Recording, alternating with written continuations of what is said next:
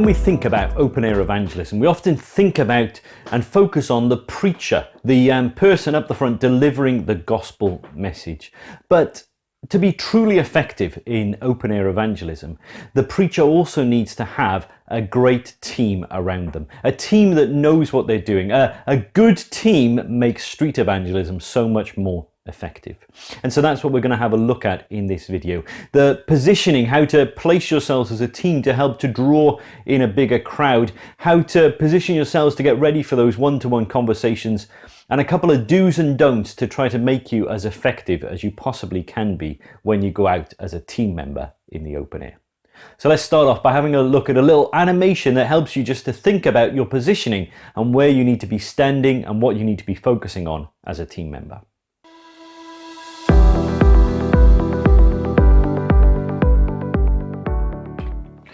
So first of all, you want to get your sketchboard set up. Ideally, this should be against a tree or a lamppost or something like that, just to secure it properly and to not cause an obstruction, which is something we'll talk about a bit more in the training session on street preaching and the law. Now, the ideal scenario would be that the wind would be behind the sketchboard, because this would help to carry your voice further to reach more people as you preach the gospel. Now, the other ideal would be that the sun would actually be shining into the preacher's eyes. What you don't want is for a crowd to gather and then to be squinting into the sun, struggling to see the preacher and what's on the sketchboard. It's much better for the preacher to have to be squinting to see the crowd than the crowd to be squinting to see the preacher. Once everything is set up, then your team, which are these red people represented in this animation here, would start to gather around the board. Now, ideally, this would be about 1.5 to 2.5 meters away, which is a very small distance, but that small distance away from the board will help it to look much more like a packed crowd and would draw the attention and interest of those going past, wondering what could be going on, what is attracting so many people to have an interest here. Then hopefully during, whilst the preacher is painting up and then whilst they're starting to preach, people will start to gather. Members of the public will start to be interested, attracted towards the board and start to see and wonder what's going on. And it's at this time when the team needs to be alert to what's going on, seeing those around that are showing an interest, that are drawn towards the board. And during this time then the team can slowly start to move themselves out to be alongside these people, ready for when the preacher finishes so that they can get into those one-to-one conversations where the nitty-gritty really takes place. And so hopefully at the end of the message, when the preacher finishes and makes it clear that it's the end, those conversations can happen, that team members can quickly grab hold of people nearby to them and start to talk to them and get into more of a conversation, find out where they are, what their thoughts are about Jesus, and try to explain a bit more about the gospel. Now, it might be that, as shown in this animation, somebody doesn't have someone to talk to, but that's fine because they can stand to the side, they can be praying for the conversations that are going on, but also staying alert to those conversations, just in case there's any member of the team that needs a bit of help and wants to draw them in to help with a conversation they're having with a member of the public. So now that you know about the positioning for team members when doing work out in the open air, let's have a look at some do's and some don'ts to try and help you to be as effective as you possibly can be as a team member.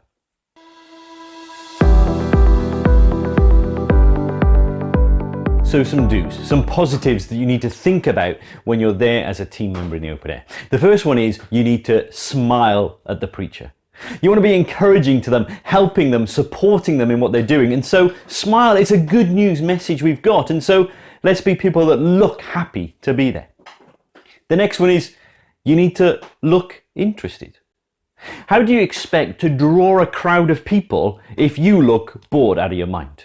Now, it doesn't matter if you've heard this message before that the preacher is presenting, you still need to look as interested as you can be, because then other people will think, why are they so interested in what's going on? Let's go and find out. The next one is that as the message is going on, you should pray, but not out loud. Be praying for those around you, but don't just suddenly burst out into prayer for those that are there by the side of you, because, well, that would be a little bit disconcerting. Lord, I pray for this person who stopped here. Lord, I pray that you will open up their hearts, that they will come and hear your message. Lord, I really pray for them now, Lord, that they will just come to know you. The next is that you should carry a small Bible and a small amount of literature. It's good to have the Bible with you. It's God's word. And actually, as you're in those one-to-one conversations afterwards, you can open up your Bible, turn to verses, show people that it's not just you saying these things, but actually it's what it says in the Bible. But also a small amount of literature as well, just to hand out. But it's good. If they're both small, hopefully you can fit them into your pockets where they're easily accessible rather than holding them in your hands. The next one is to look clean and tidy. It seems like a simple thing, but think about your appearance. That's the first impression that people have of us. And so if you look a bit of a mess, then people might not want to come and stand near you and actually be part of that crowd. Whereas if you look clean and tidy and presentable, then it just helps to then draw people in and initiate those conversations. And the last do is be alert to the crowd. Be alert to those around you. You don't want to suddenly be so engrossed in the message that it gets to the end of the message and you turn around and think, oh, is there anybody that stopped? And suddenly you realize they've gone before you've had chance. So be alert to those around you, those that are listening in well, those that seem to be paying a lot of interest, those that you can immediately turn to afterwards and start those conversations with. So that's the do's, but what about the don'ts?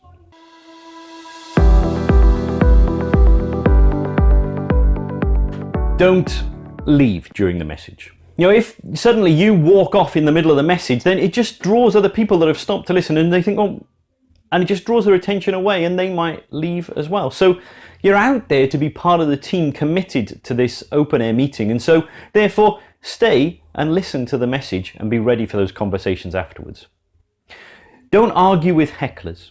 We don't often get hecklers, but when we do, leave it up to the preacher to deal with them or an experienced team member just to quietly take them to one side. What we don't want is an argument amongst the crowd when the preacher is trying to deliver the gospel message.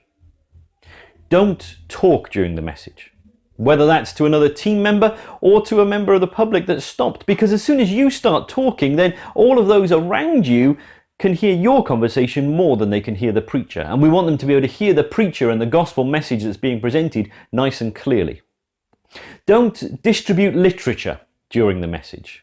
We're not trying to trick people. We make it very clear that we're Christians out there presenting the gospel message, but some people might stop just curious as to what's going on and actually are drawn in and interested, and actually as they get more interested stick around for the message. Whereas if they just stop and immediately they're handed a gospel leaflet or tract, then they think, oh, I'm not interested in this God stuff, and off they go. Whereas they might have stuck around if you'd have just given them a bit of time to build that interest in what the preacher was doing and how they were doing it. Don't respond to the invitation.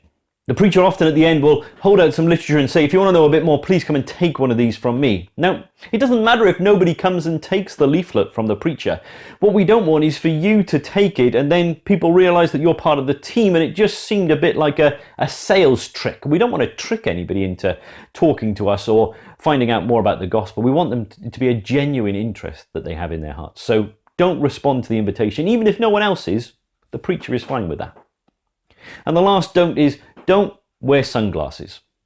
Because if you've got sunglasses on, then people can't see your eyes, and we communicate a lot through our eyes. And so actually you want to be able to make eye contact clearly with those that you're talking to. So don't wear sunglasses. If you do need to wear sunglasses just because it's a really bright sunny day, remember as soon as you start that conversation, take them off. Or even just before you start is even better.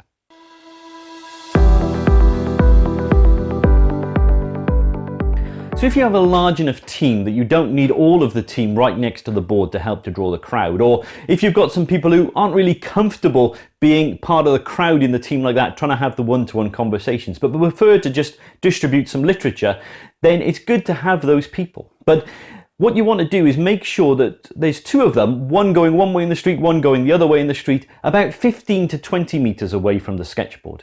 And then they can give literature to people who are walking away from the board. So that people have already had a chance to come and see if they might have an interest in hearing what's going on. And if they don't and they've walked by, then you can still catch them and give them a little bit of literature.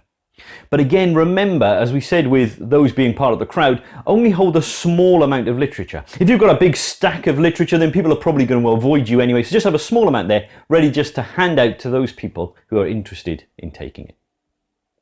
So hopefully that's just given you a bit more of an idea about how to be the most effective team member that you can be during a street evangelism session. And so hopefully that'll just help you to be more effective in what you do, and help to draw a bigger crowd to come and hear the great and wonderful message of Jesus Christ.